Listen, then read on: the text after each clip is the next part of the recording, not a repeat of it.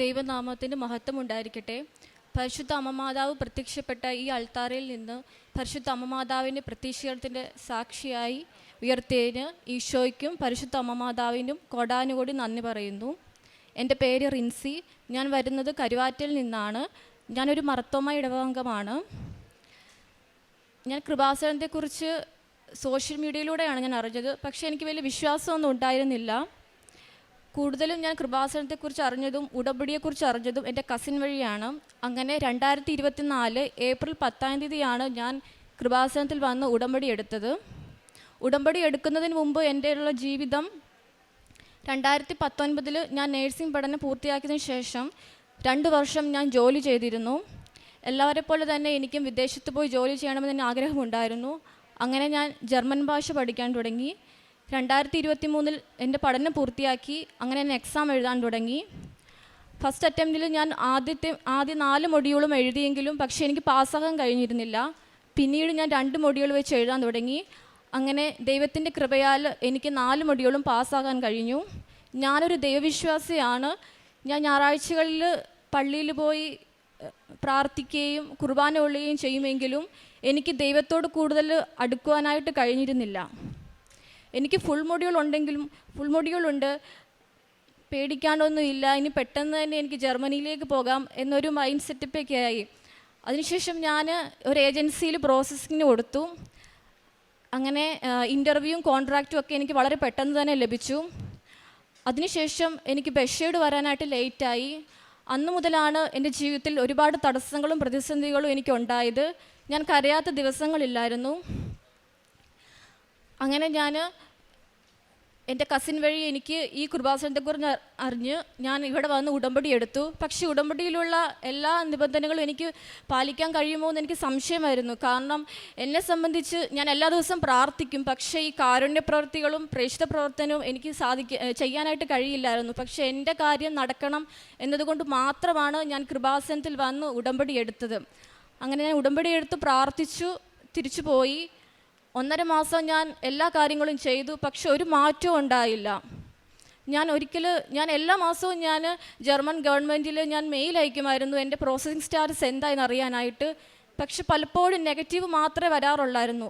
അങ്ങനെ ഇരിക്കെ ഞാൻ ഒരിക്കൽ അയച്ചപ്പോൾ അവരെനിക്ക് റിപ്ലൈ തന്നു, ഇനി അൺനെസസറി ആയിട്ട് മെയിൽ അയച്ചു കഴിഞ്ഞാൽ എൻ്റെ ആപ്ലിക്കേഷൻ റിജക്റ്റ് ആകുമെന്ന് പറഞ്ഞു, ഫീസും ഈടാക്കുമെന്ന് പറഞ്ഞു. അങ്ങനെ എനിക്ക് വളരെയധികം വിഷമമായി. എന്ത് ചെയ്യണമെന്ന് എനിക്കറിയില്ല. ജർമ്മൻ ഭാഷ പഠിക്കുന്ന സമയത്ത് മുതലേ എല്ലാവരും ചോദ്യം വന്നു, എപ്പോഴാണ് ഞാൻ ജർമ്മനിക്ക് പോകുന്നത്. അതുമാത്രമല്ല, ഇത്രയും ഡിലേ വന്നതുകൊണ്ട് എൻ്റെ വീട്ടിൽ നിന്ന് വളരെ കുറ്റപ്പെടുത്തലും എനിക്ക് യാതൊരു തരത്തിലുള്ള സപ്പോർട്ടും എനിക്ക് കിട്ടിയിരുന്നില്ല. അങ്ങനെ ഞാൻ മാതാവിനോട് പ്രാർത്ഥിച്ചു. അതിനുശേഷം ഞാൻ ഒരിക്കൽ എൻ്റെ ഉടമ്പടി ഞാൻ ഉഴപ്പിയായിരുന്നു. ഇനി ഉടമ്പടി എടുത്തിട്ട് പോലും ഇങ്ങനെയാണ് അവസ്ഥ. അങ്ങനെ ഞാൻ വളരെയധികം വിഷമിച്ചു. അങ്ങനെ ഞാൻ ഉടമ്പടി സാക്ഷ്യം കാണാനായിട്ട് ഒരുങ്ങി. ഒരിക്കൽ ഞാൻ ഒരു ജർമ്മനിയിലേക്ക് പോകുന്ന ഒരു വ്യക്തിയുടെ ഒരു സാക്ഷ്യം കണ്ടപ്പോൾ എനിക്ക് വളരെയധികം അത് സ്പർശിച്ചു. ഞാൻ കൂടുതലും അങ്ങനെയുള്ള സാക്ഷ്യങ്ങളാണ് ഞാൻ കാണുന്നത്. അങ്ങനെ എനിക്ക് മനസ്സിലായി, എനിക്ക് ആ സമയത്ത് എനിക്ക് മനസ്സിനൊരു ധൈര്യമൊക്കെ വന്നു. ഉടമ്പടിയിലായിരിക്കുമ്പോഴാണ് പരിശുദ്ധ അമ്മമാതാവ് ഈശോ നമുക്ക് ഒരുപാട് പ്രതിസന്ധികളും ഒക്കെ തരുന്നത് എനിക്ക് മനസ്സിലായി. കൂടുതൽ അടുക്കുവാനായിട്ടാണെന്ന് എനിക്ക് മനസ്സിലായി. അങ്ങനെ ഞാൻ എൻ്റെ തെറ്റ് മനസ്സിലാക്കി ഞാൻ എൻ്റെ ഉടമ്പടി ഞാൻ വീണ്ടും പുതുക്കുകയും ഉടമ്പടിയിൽ എല്ലാ കാര്യങ്ങളും ചെയ്യുകയും ചെയ്തു. അതിനുശേഷം എൻ്റെ പരിശുദ്ധ അമ്മമാതാവ് എന്നെ ചേർത്ത് പിടിച്ചിരിക്കുകയായിരുന്നു. ഞാൻ വിഷമിക്കുമ്പോഴും മാനസികമായിട്ട് തളരുമ്പോഴും ഞാൻ അടയാളങ്ങൾ ചോദിക്കുമ്പോൾ എൻ്റെ മാതാവ് എനിക്ക് കാണിച്ചു തരുമായിരുന്നു. അങ്ങനെ ഞാൻ ഒക്ടോബറിൽ ഇവിടുത്തെ അഖണ്ഡ ജപമാല റാലിയിൽ പങ്കെടുക്കാൻ എനിക്ക് സാധിച്ചു. അതിനുശേഷം എൻ്റെ പരിശുദ്ധ അമ്മമാതാവ് ഈശോയും വലിയ വലിയ അനുഗ്രഹങ്ങൾ എനിക്ക് തന്നത്. പരിശുദ്ധ അമ്മമാതാവ് വഴി എനിക്ക് പുതിയൊരു ഏജൻസിയിൽ എൻ്റെ പ്രോസസ്സിങ് കൊടുക്കാനായിട്ട് സാധിച്ചു. എനിക്ക് ഈ ഒരു പ്രോസസ്സിങ് ടൈം എന്ന് പറയുമ്പോൾ ഏകദേശം 8 മാസം അല്ലെങ്കിൽ ഒരു 1 ഇയർ ഒക്കെ എടുക്കും. അപ്പോൾ അതുവരെ ഞാനൊരു നേഴ്സാണ്. അപ്പോൾ എനിക്ക് ഒരു ജോലി വേണമായിരുന്നു.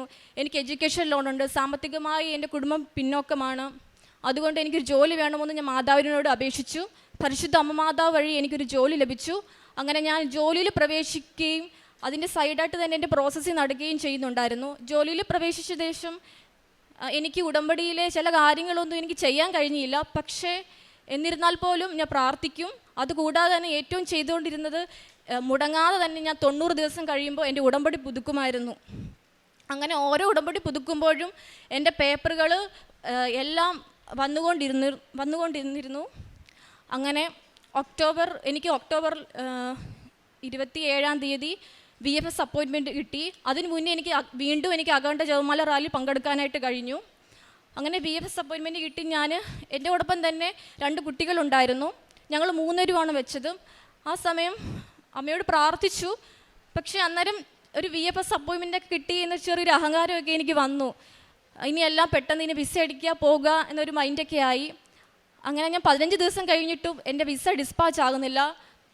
എൻ്റെ കൂട്ടുകാർക്കൊക്കെ വിസ ഡിസ്പാച്ചായി, വിസ സ്റ്റാമ്പ് ചെയ്തു. പക്ഷേ എൻ്റെ കാര്യത്തിൽ ഒരു അനക്കവും ഇല്ലായിരുന്നു. വീണ്ടും ഞാൻ വിഷമിച്ചു, കരഞ്ഞു, പ്രാർത്ഥിച്ചു. അങ്ങനെ ഇരിക്കെ ഞാൻ മാതാവിനോട് പറഞ്ഞു, മാതാവേ, എന്താണ് മാതാവേ എൻ്റെ മാത്രം വരാത്തത്? അങ്ങനെ മാതാവ് എനിക്ക് കാണിച്ചു തന്നു എൻ്റെ ഉടമ്പടി പത്രം. ഞാൻ എൻ്റെ ഉടമ്പടി പുതുക്കിയില്ലായിരുന്നു. അങ്ങനെ ഡിസംബർ 8 കൃപാസനത്തിൽ വന്ന് ഞാൻ ഉടമ്പടി പുതുക്കി. അതിനുശേഷം ഒരാഴ്ചയ്ക്കുള്ളിൽ തന്നെ എനിക്ക് മെയിൽ വന്നു. പക്ഷേ എൻ്റെ വിസ റിജക്റ്റ് ആയിരുന്നു. കാരണം ഓൾറെഡി 2 വർഷം കഴിഞ്ഞു, എൻ്റെ വാലിഡിറ്റി നഷ്ടപ്പെട്ടു. അതുകൊണ്ടാണ് റിജക്ഷൻ വന്നത്. പക്ഷെ ഞാൻ വിശ്വസിക്കുന്നത്, എൻ്റെ ഉടമ്പടി പുതുക്കിയില്ല. ഞാൻ ഒരു ഉടമ്പടി എടുത്തൊരു വ്യക്തിയായിട്ടും ഞാൻ ആ സമയത്ത് VFSൽ പോകുന്ന സമയത്ത് എൻ്റെ ഉടമ്പടി നേർച്ച വസ്തുക്കൾ എനിക്ക് ഉപയോഗിക്കാൻ പോലും കഴിഞ്ഞിരുന്നില്ല. ഇതുകൊണ്ട് മാത്രമാണ് എനിക്ക് വിസ റിജക്റ്റ് ആയത്. എനിക്കറിയാം. ഞാനിത് വീട്ടിൽ പറഞ്ഞു. പക്ഷെ വീട്ടിൽ ആർക്കും ഇത് അക്സെപ്റ്റ് ചെയ്യാനായിട്ട് പറ്റിയില്ല. കാരണം കടയിടമൊക്കെ വാങ്ങിച്ചിട്ടാണ് ഞാൻ ഇതിന് വേണ്ടിയിട്ട് തന്നെ ഇറങ്ങിയത്. പൈസ കൊടുത്തു എല്ലാം. അപ്പോൾ ഇനി മുടക്കാനായിട്ട് അവരുടെ കയ്യിൽ പൈസ ഇല്ല. അങ്ങനെ ഒരുപാട് കുറ്റം പറഞ്ഞു. ഇനി അവരായിട്ട് ഇനി ഒന്നും റീസബ്മിഷന് വേണ്ടിയിട്ട് ഒരുങ്ങയില്ല എന്ന് പറഞ്ഞു.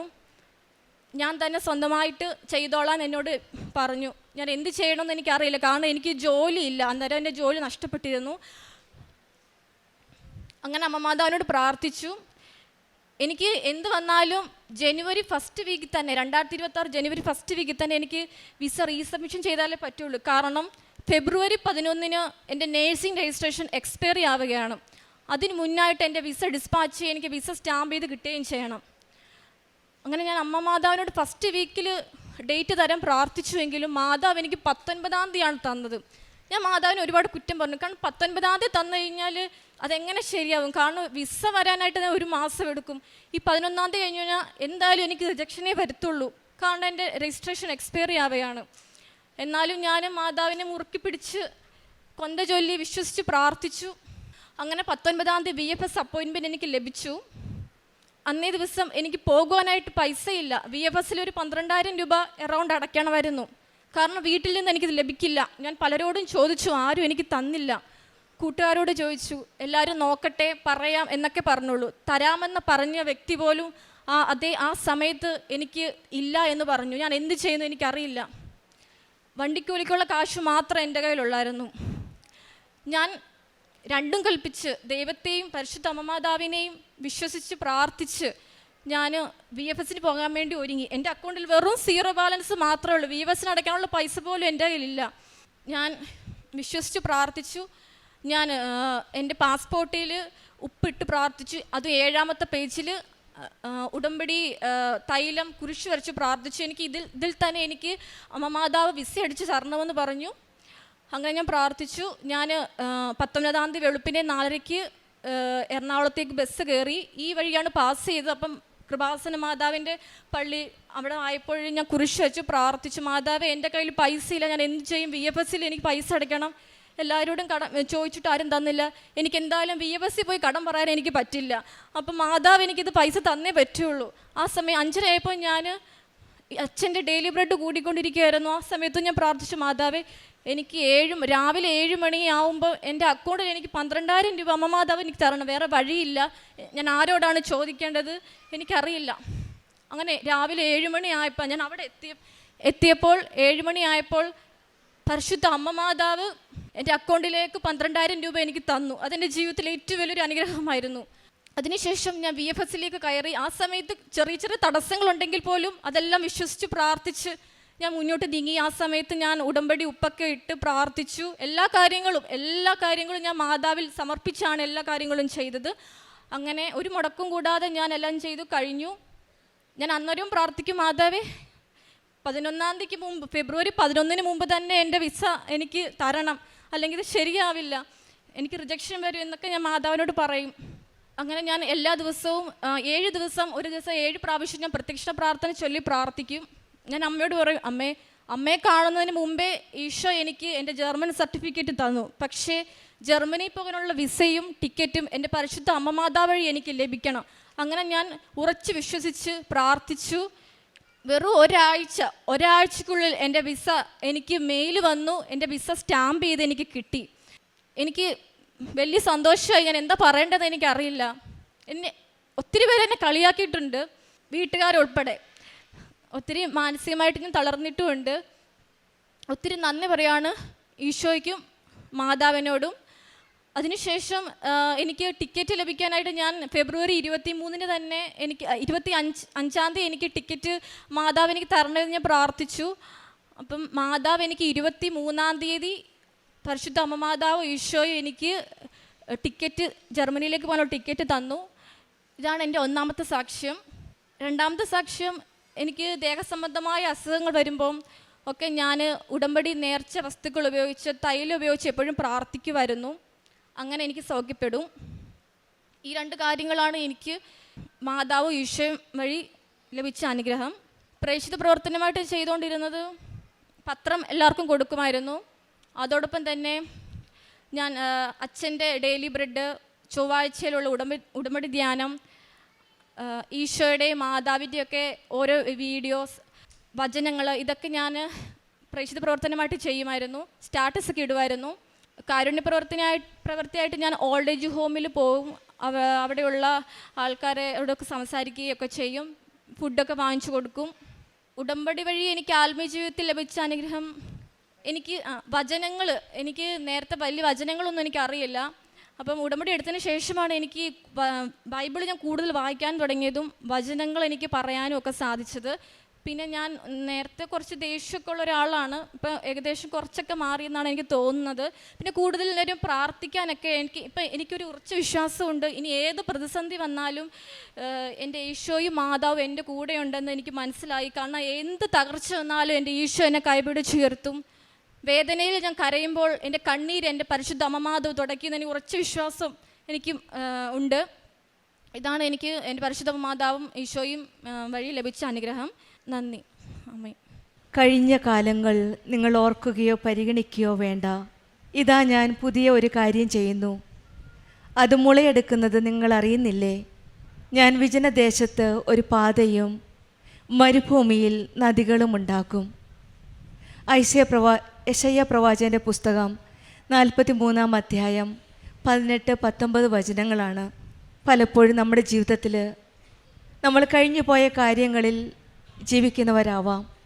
കഴിഞ്ഞ പരാജയങ്ങൾ, തകർന്ന ബന്ധങ്ങൾ, ഇൻ്റർവ്യൂവിൽ ഫെയിലായത്, പരീക്ഷയിൽ പാസ്സാവാൻ സാധിക്കാത്തത്, ജോലി നഷ്ടങ്ങൾ, എന്തുമാവട്ടെ, ജീവിതം സ്റ്റക്കായി പോകുന്ന നിമിഷങ്ങളിൽ, ഇനി ഒന്നും മുന്നോട്ട് പോകാനില്ല എന്ന് തോന്നുന്ന നിമിഷങ്ങളിൽ ദൈവം നമ്മോട് കൂടെയുണ്ട്.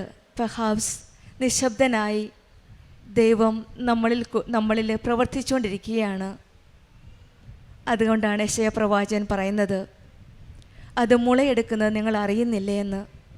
നിശബ്ദതയിലൂടെ പലപ്പോഴും നമുക്ക് ഉത്തരം അറിയാത്ത നിമിഷങ്ങളിൽ ആ നിശബ്ദതയിലും ദൈവം പ്രവർത്തിച്ചുകൊണ്ടിരിക്കുകയാണ് നമ്മുടെ ജീവിതത്തിൽ.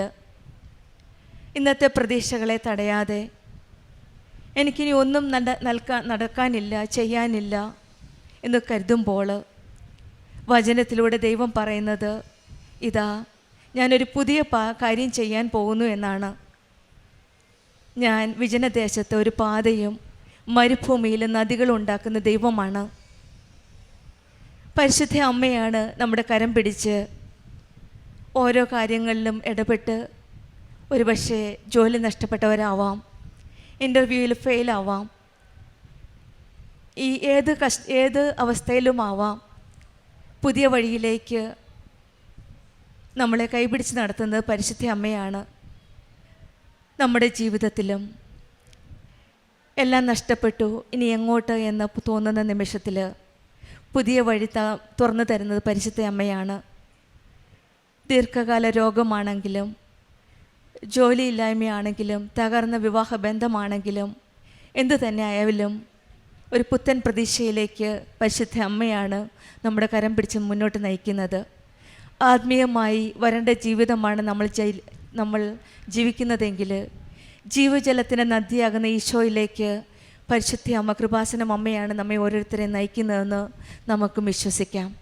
റിൻസി സാബുവിനും കുടുംബത്തിന് ലഭിച്ച എല്ലാ അനുഗ്രഹങ്ങൾക്കും നമ്മൾക്ക് കരങ്ങളടിച്ച് ദൈവത്തെ മഹത്വപ്പെടുത്താം. യേശുവെ നന്ദി, യേശുവെ സ്തുതി, ആവേ മരിയ. അത്യപൂർവ ദൈവാനുഭവങ്ങൾ ഇനി നിങ്ങൾക്കും സ്വന്തം. ഈ യൂട്യൂബ് ചാനൽ ഇതുവരെ സബ്സ്ക്രൈബ് ചെയ്തിട്ടില്ലെങ്കിൽ ഇപ്പോൾ തന്നെ സബ്സ്ക്രൈബ് ചെയ്യുക. ഈ വീഡിയോ ഇപ്പോൾ തന്നെ നിങ്ങളുടെ സുഹൃത്തുക്കൾക്ക് ഷെയർ ചെയ്തുകൊണ്ട് കർത്താവിൻ്റെ പ്രേക്ഷിതരാകുക.